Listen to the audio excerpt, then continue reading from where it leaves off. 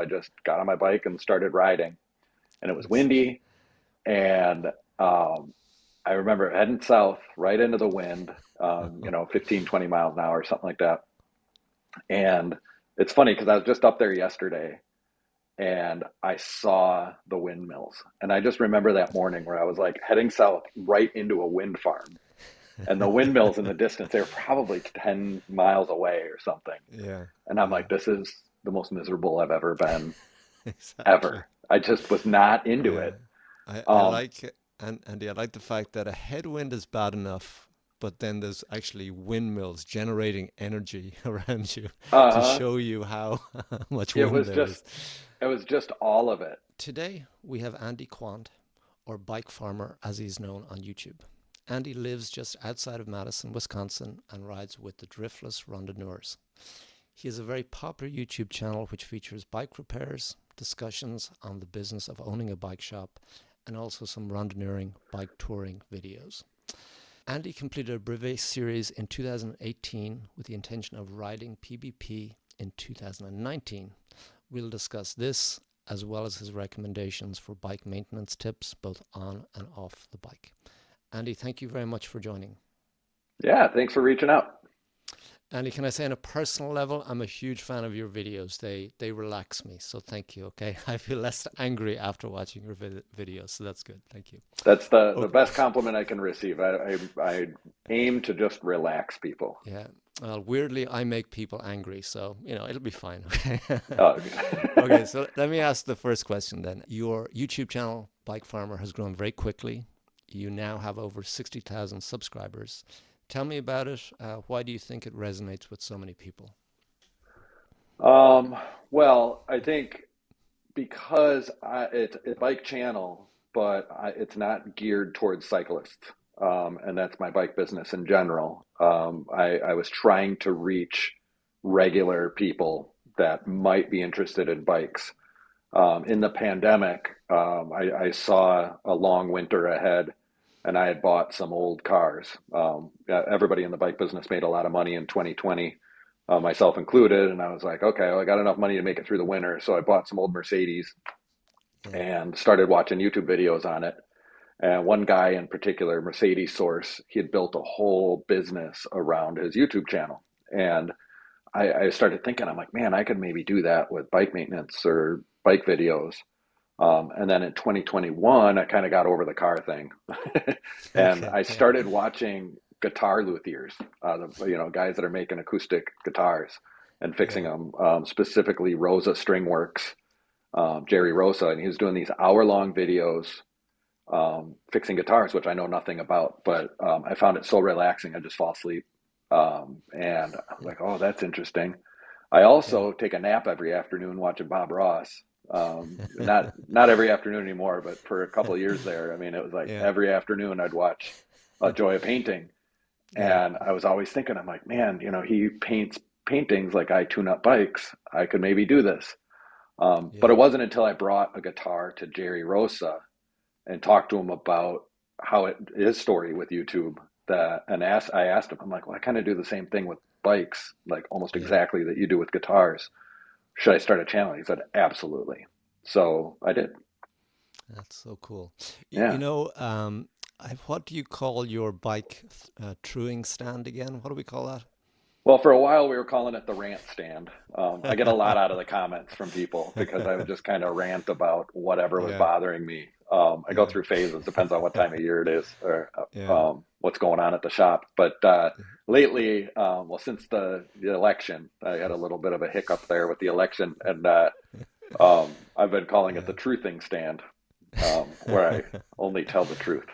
Yeah, Um, I just think it's funny that like that could be a little David Letterman thing or something, and now you're a YouTuber and you can do all this stuff now, which is kind of cool, isn't it? it is. I mean, the YouTube thing, it's really interesting, and Yeah, it's really fun to watch other creators out there, guys like me that are just passionate about what they do and love whatever they're yeah, doing.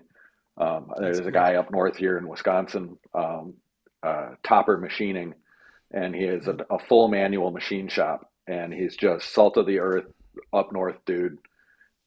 And he discovered YouTube, and he just records his jobs, and he's doing really well with it. And I've been in contact with him, and anybody can do it.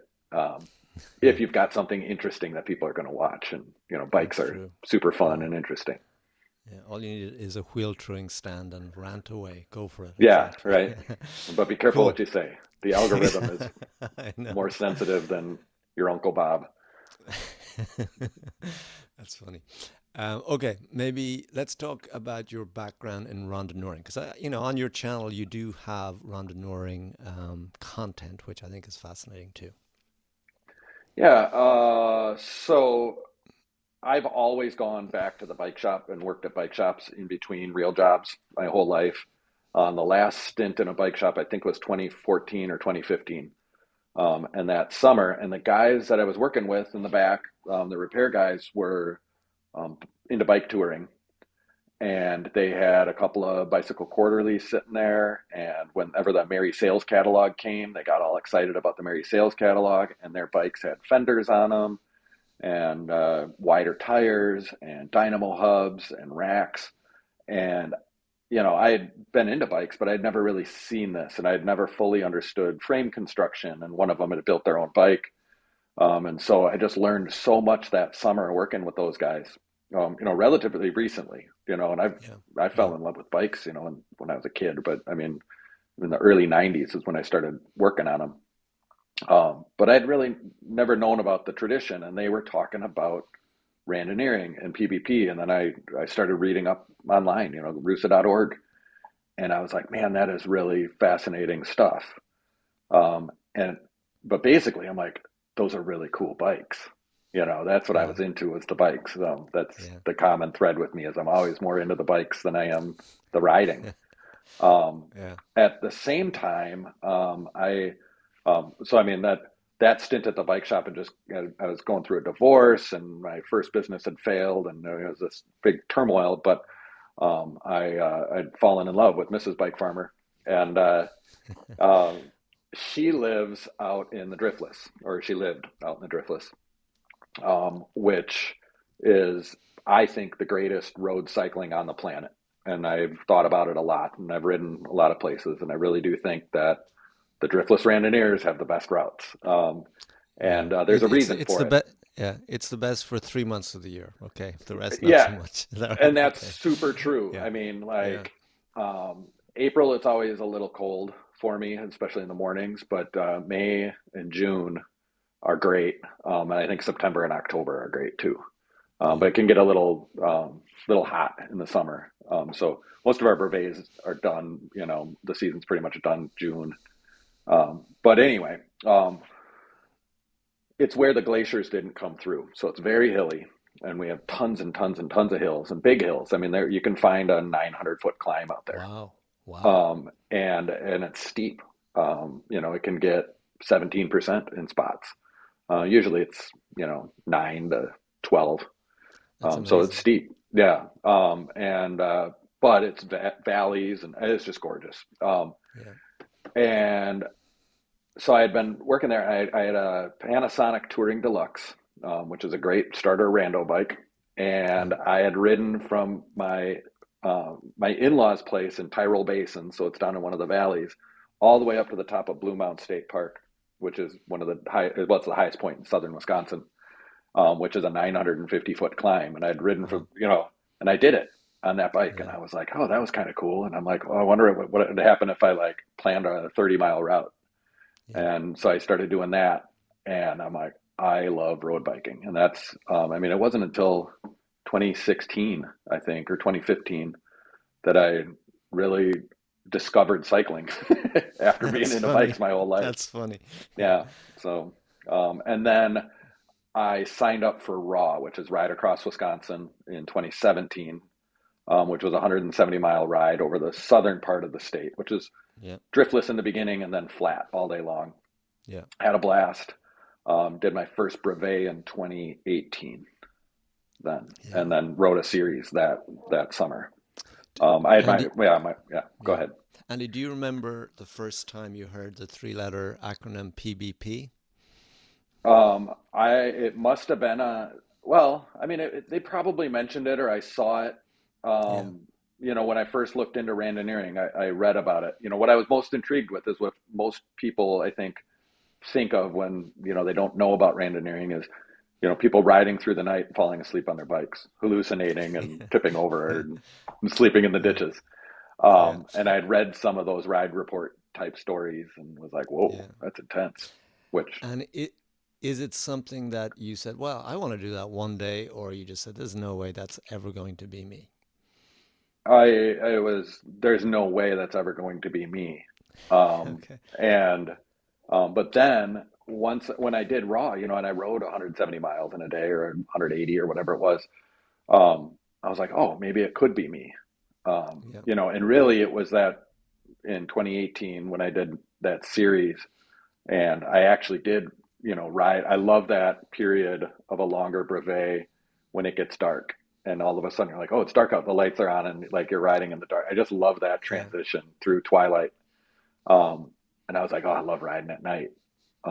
Yeah. So That's cool. So then, describe then the series that you did. Was it 2000? Let me just see, 2018, yeah. and you went. Go ahead. Yeah. So my first brevet was with the Great Lakes Randonneurs, which is now Chicago Randonneurs.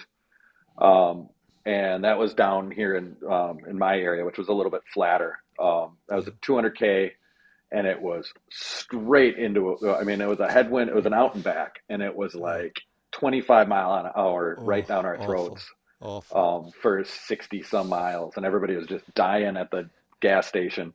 Yeah, And then you load up with calories and just got pushed all the way back. And yeah, so that was the 200K. But then the 300 and 400Ks were with driftless randonneurs. And my first 300K, I developed a weird knee pain on the side of my knee yeah, about, oh man, I think it was like 85 miles in, something like that. And Ancien came up on me, Bob Booth, and yeah, anybody around here knows him. He's been yeah. at it a long time, and I don't know how many PBPs he's done. And he's like, "No, you can finish." And I was like, "There's no way I can finish."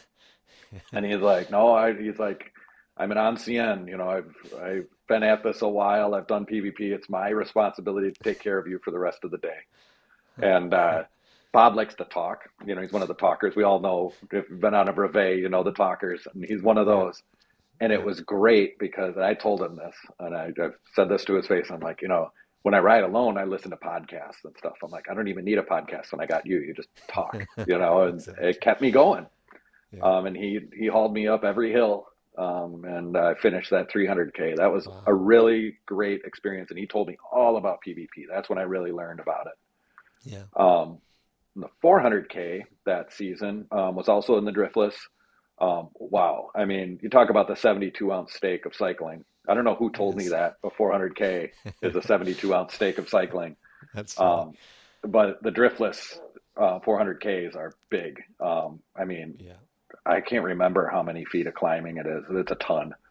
Um, and that the whole night, like evening and the night, like the last leg was with Dawn Peache and Carol Bell. Those are two Okay. names that I'm sure people that have been around Yeah. have No. ridden with Yeah. them. And those two carried me all the way home. It was so much fun. And they had both done PBP and were Yeah. really excited for me to be doing it in 2019 or so, I Yes. thought. And just story after story after story. And, that's, I think really when I fell in love with Randonneuring is just, the people and all the stories and the passion and, Yeah. Yeah. just the true love of bikes and cycling. And that Yeah. was great. So Andy, it sounds like then the 400 to that point was almost a high point, right? So things were Yeah. looking good at that point. Yeah. Yeah. I was in really good shape that summer. And I was doing a little strength training on the side with a trainer, and he was like, "How many Ks this week?" And he was really into it, so Mm. it was very motivating. And then it was the 600K, and that was my first time doing a 2 day event, Yeah. and that was with Great Lakes Randonneurs, but it was up in the Fox River Valley, up by Green Bay in Wisconsin, Yeah. into Door County. Great route, not super hilly, and rode the 400K and got back to the hotel and was like, "Ooh, that was a lot." And then woke up in the morning, or woke up, 5 hours later, 4 hours later, or something like Yeah. that, which I guess is enough sleep. I needed to wear two pairs of shorts. I remember that. Um, and you know, this is when it kind of all changed for me. Actually, that ride was a big deal because I woke up and I was like, the last thing I want to do right now is ride a bicycle. Um, and I'm Yeah. like, but you signed up for it. This is part of the, if you're going to learn what this is all about, you have to do Yeah. it. So I got on my bike. Nobody was around in the morning. I didn't have anybody to ride with, so I just got on my bike and started riding. And it was It's, windy, and um, I remember heading south right into the wind, 15, 20 miles an hour, something like that. And it's funny because I was just up there yesterday and I saw the windmills. And I just remember that morning where I was like heading south right into a wind farm. And the windmills in the distance, they were probably 10 miles away or something. yeah. And I'm Yeah. like, this is the most miserable I've ever been, Exactly. ever. I just was not into Yeah. it.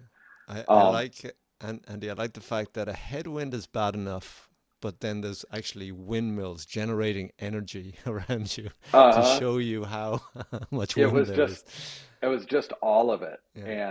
And before this, we were talking, and you said you were very interested in what disinterests people in endurance cycling, right? Because Yeah. up to this point, I was like really into it, and I liked how it felt. I'm like, hey, this could be for me. Yeah. Um, and I literally began to weep on the bike. I like was so flooded with. I had this like visceral emotional response, and because I felt what it was is I felt really hungover, but was still riding. Yeah. And I'm a recovering alcoholic. And I was Yeah. like, this is exactly what it's like. This is hair of the dog. Like, Yeah. this is how Sundays used to be for me, as I'd wake up sick, essentially, and then Yeah. drink my way through it. And I was like, I don't know if this is good for me. Yeah. And so Yeah. I'm like, but, you can't drink all day if you don't start in the morning. So I kept riding and I got to the next control. And Yeah. this is the spirit of Randonneuring right here, I think. I got to the next control and there was a couple on a tandem and I forget their names, but I know that people know them. Yeah. And they're like, hey, how's it going? They were like, oh, this is the best ever. And I'm like, I'm miserable. I don't want to finish. I don't know what to do. I don't know how to get back to my car anyway. So, and they're like, oh, I'll hop on the back, and Yeah. we'll haul you. We're turning around. It's a tailwind. And I followed that tandem couple then from there all the way north. I mean, it was like 65 miles of tailwind Wow. all the way up to the next turnaround. And it was glorious. And it just the whole day turned around, right? Yeah. Yeah. And I'd finished and I felt okay when I finished, 600K, but I was like, I don't know, man, I couldn't imagine 2 more days of this, Yeah. or having to do 300K. So that's kind of when I was like, the long 300K, 400K, 1 day rides, that might be my spot in Randonneuring. Yeah. And so far it's true. I haven't done a 600 since. So, Uh, but that's been it's in. scheduling and other things. Yeah. Like it's interesting, Annie, because, you know, many rides have dark moments, okay? And if you recover and then finish, generally you feel this incredible sense of accomplishment that makes you forget the bad times. But you still remember the bad times. Is that right? Yeah, Yeah. um, I think so. I don't know. I mean, maybe it's the recovery aspect of it, Yeah. where I was just like, it is, um, it's, it's an extreme activity. Endurance Yeah. cycling, and it's an extreme lifestyle. And I've Yeah. met a lot of people that, really do a lot of this, and it's a whole lifestyle. And Yeah. I have many interests. I have, between my wife and I, we have 4 kids. They were, I mean, 5 years ago, they were much younger. Now they're old enough where I could maybe get back into it. Yeah. Yeah. So things are changing, but I was just like, Yeah. I don't know if I've got the space, in Yeah. my life for this. I do remember when I first was researching Randonneuring, I want to say it was Jan Heine. I think I'm saying his name right. Um, Yeah.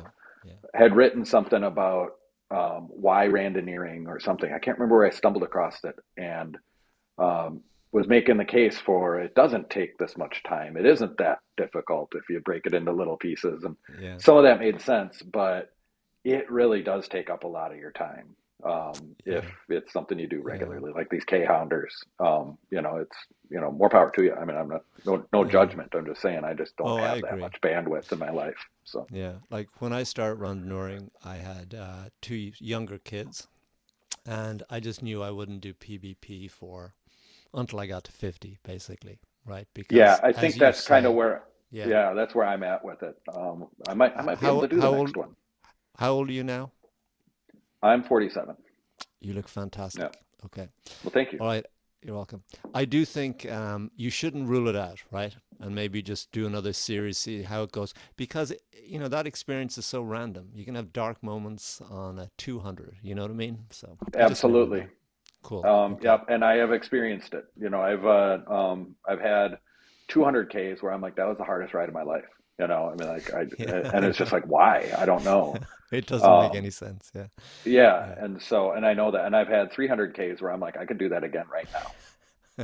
I'm like, It's sign me. I'm crazy. gonna ride a 600 all the way through next time. It's like, Cool. yeah, it's fun like that. Great. So I just want to ask you just a little bit about your bike, just your background in cycling. I know we touched on it a little bit, but why do you ride? How does it make you feel? I also remember in some of your videos you've mentioned for many years you actually enjoyed working on bikes more than riding bikes, which is the exact opposite to me. So anything you can just talk about, like your first biking experiences. Um, so the very first one, and I think I talked about this in videos. I know I've written it up. I've tried to write this story up, like in an essay or something, Yeah.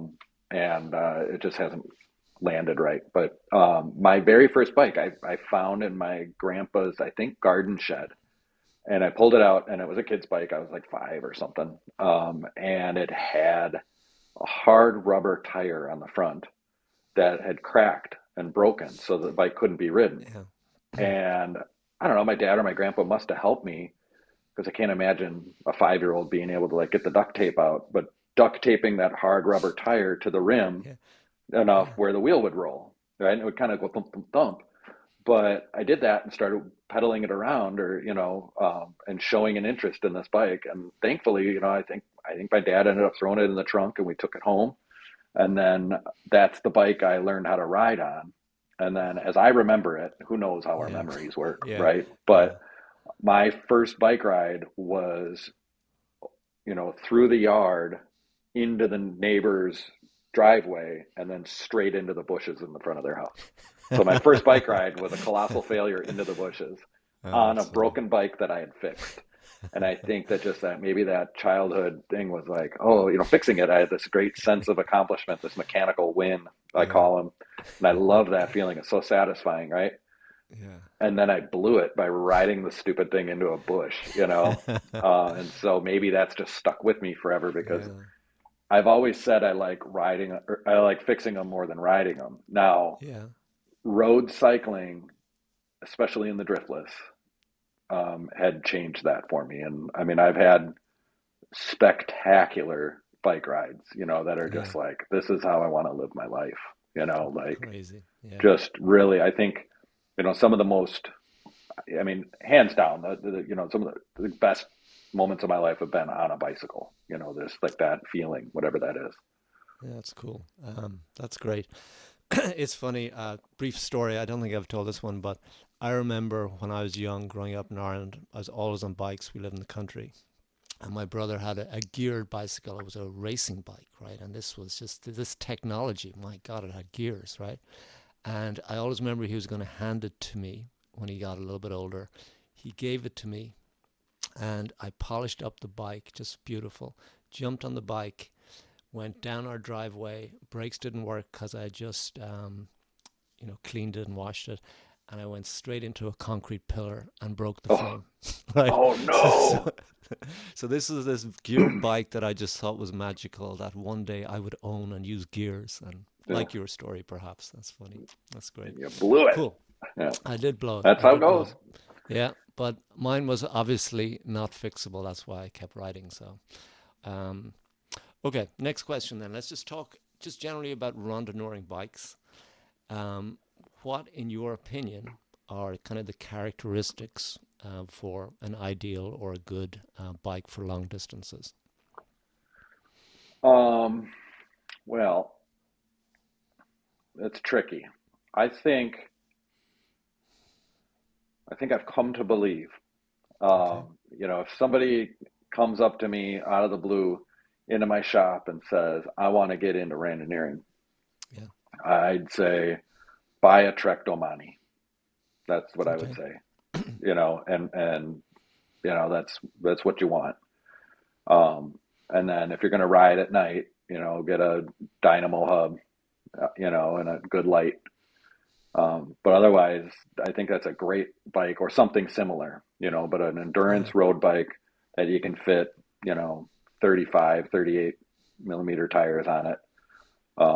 And Yeah, something that's supple, comfortable, Yeah. Cool. that fits you good. And then um, that's a great place to start. Now, if you're a bike nerd like me and, Yeah. totally nuts about it, and if you have Yeah. money, it's like, okay, go get a custom bike, Yeah. like now's your time, if you're going to do this, because all day on a bike is all day on a bike, and it's got to be comfortable, and you got to like that bike. And Yeah. it really should disappear underneath you. And I think that Yeah. Domanis, and I don't know what the other brands they even call them, but everything's Trek around here. So Yeah. I always pick on Okay. those. I pick on Trek Yeah. for everything. I And I know. just mean Yeah. the industry. But Yeah. Nothing against any of them. But uh, I think that having a custom built, like my custom Waterford, is just so absolutely perfect. Yeah. And that was because I kind of knew what I was doing. I didn't know a ton about what I was doing, but I kind of knew what I was doing and what I wanted. And I got lucky. But also dealing with the designer at Waterford, she talked me into a few things and out of a few things, and we just made the perfect bike. And that I built on 700 by 38 millimeter tire, with Yeah. fenders and dynamo hub Yeah. and front rack Uh, and bag and all that. by the way, Andy, I'll post a photograph of that. I know I've seen you work on that beautiful Waterford. It's a beautiful bike, really is. I just love how Yeah, clean, and the geometry is just gorgeous. Cool. All yeah. So right. it's got a sport touring geometry. Yeah. Is what it's not but it has race tubing. It's very, very lightweight, Yeah. which I do think matters. When you're going up and down a lot of hills all day long, Yeah. the less is more. But it's not the number one thing. But And if I remember, maybe you mentioned this, the Schwinn people, there's some connection there to Waterford. Is that right or not? yeah, so it was Richard Schwinn started Waterford. So he was the grandson of whichever Schwinn. Everybody wants to say it's Arnold Schwinn, but it was actually Schwinn or Arnold Schwinn Bicycle Company. Arnold was the last name of the other guy. But Okay. um, anyway, when Schwinn went bankrupt in the 80s, um, the Waterford plant, which is in Waterford, Wisconsin, was where they made all the Paramounts for Schwinn. Okay. And Richard bought the building and then all the equipment in it and started Waterford Precision Cycles. And they were the first like custom kind of production bike builder.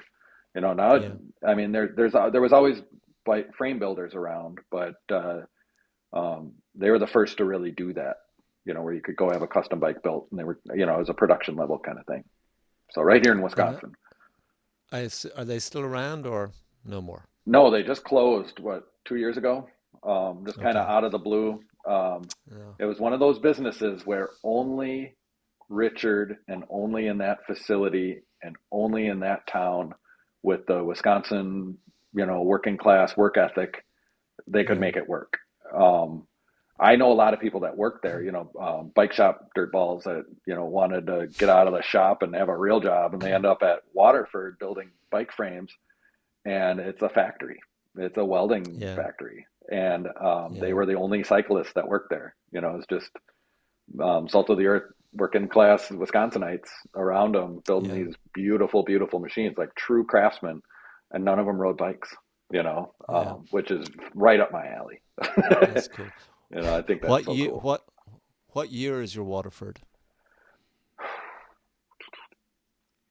I suppose it's 2018. Yeah. Okay, cool. That's cool. So it will be a collector's item. Probably already is at this point. Well, I don't know because I don't think custom bikes really are collector's items Yeah. because they're custom. Now, I can I don't have weird dimensions, so it's not a weird Okay. geometry. Somebody would fit on Okay. it, like so there is a market for it, but it's surprisingly like you can pick up Waterfords and older ones for cheap. Yeah. They're not all Yeah. super expensive, or they're not like a Rennie Hearse or something like that, where it's like Yeah. true collector. I've seen them around, and I've always been very drawn to them. They're just Yeah. gorgeous looking bikes, definitely. Cool. Okay, let's talk a little bit about bike maintenance, bike repair, that kind of stuff, because that is your skill after all. What three things would you check before you go out on a long distance ride? Um, well, so when I know I've got a big ride coming up, first thing I check is the tires. Um, and for a long time in the Waterford, I had it set up tubeless, and I've moved away from that just because it does require more regular maintenance or more regular riding or something. Yeah. But so now I've switched to tubes again, but I just check the tires, make sure that they're good, you know, Okay. Yeah. and get the right tire pressure in. Um, I I usually throw the bike in the stand and make sure that the chain is clean and lubricated. Yeah. I run through the gears, that kind of just general stuff. Another thing I like to do before I like head out or drive to the parking lot or whatever is take the bike for a quick spin, maybe around the block, or Yeah. just around the parking lot or whatever, and just run through everything, make sure that things are good. But I think a lot of us, as long as it's a bike that you ride regularly, it's not gonna like you don't have to check, stem bolts and that kind of thing. But Yeah. mostly Makes sense. the tires are always the one thing. I tell my customers all the time, like, I don't know, I mean, I'm a little crazy, right? But I check my tire pressure before every ride. I squeeze the tires and just make sure Okay. that we're good. But on a brevet, I always make sure that I've got, 50 pounds in the rear and 55 up front and, on that Great. bike, you know. Cool. Cool. And then when you're actually on the road, what repairs do you think all of us should be able to do on the road? And also, what tools should someone bring with them? Yeah. So again, like with the tubeless thing, and this is like I think it's very debatable, and I know the arguments against this are valid, very valid. But my experience is, um, you might get fewer flats with tubeless, but if you have a catastrophic failure of some sort, um, it's not an easy fix unless you've got a tube. And so, I mean, fixing a flat on the side of the road is absolutely, something you should be able to do yourself, I think, if you're going to be randonneuring. Yeah. Yeah. Because it is self-supported. That's another reason I'm really into randonneuring is it's self-supported. That's always really important to me. Like, Yeah. um, that everybody's in it, on their own ride. That we do help each other out, and there is a lot of camaraderie, and that's wonderful. Yeah. But then again, nobody's obligated to help you out, So definitely being able Yeah. to fix a flat. Um, it's always a good idea to bring. I mean, if you have a modern bike, bring an extra derailleur hanger. Um, just in case it snaps, Yeah. something happens. But yeah, I would say, being able to like know. know about limit screws and adjusting a derailleur just in case something happens or something gets bumped and you need to prevent catastrophic failure along the way. Rear Makes derailleur, knowing a little bit about that. And then, I don't know. I mean, I always carry a multi-tool and then a yeah, tiny little Leatherman pliers thing. I've found that having a pliers comes in yeah, handy more than just about anything.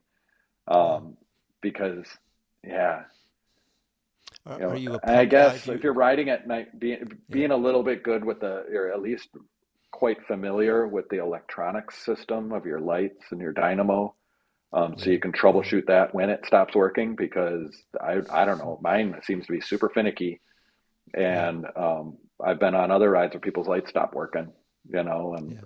that's no fun. So Do you bring a pump or canister? yes, yeah. So I bring both. I bring CO2 and a pump because it's a lot faster with CO2, and most of the time I'm successful, but sometimes I'm Yeah, not. So the pump is a backup. But flying with CO2 doesn't work, right? They always yeah, find your canisters and you get, yeah, so I don't even bother, yeah. when I travel with a bike. Right. Yeah. So always bring a pump, I Cool, guess I lump that in with um, fixing a flat. Um, cool. I don't know. Uh, Another person I've ridden a lot with is Jeff Newberry down in Austin, yeah, another K Hounder, and who's I think I can. I mean, I think he's said this publicly, but he's kind of retiring from Randonneuring, or he's backing off a little bit on it. But yeah, he fell in love, and But anyway, that's it. Yeah, he is the most prepared randonneur anybody will ever meet, and yeah. his bag has anything you need in it. Every ointment, bandage, zip tie, this patch. Spare bike. Yeah, I exactly. mean, he has anything that could possibly go wrong.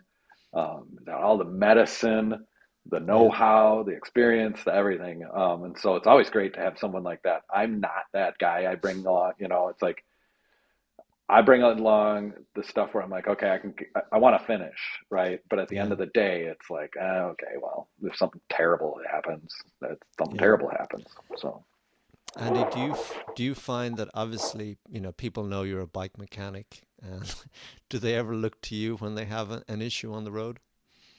um, no, Okay. I think the opposite happens more often. Is Yeah.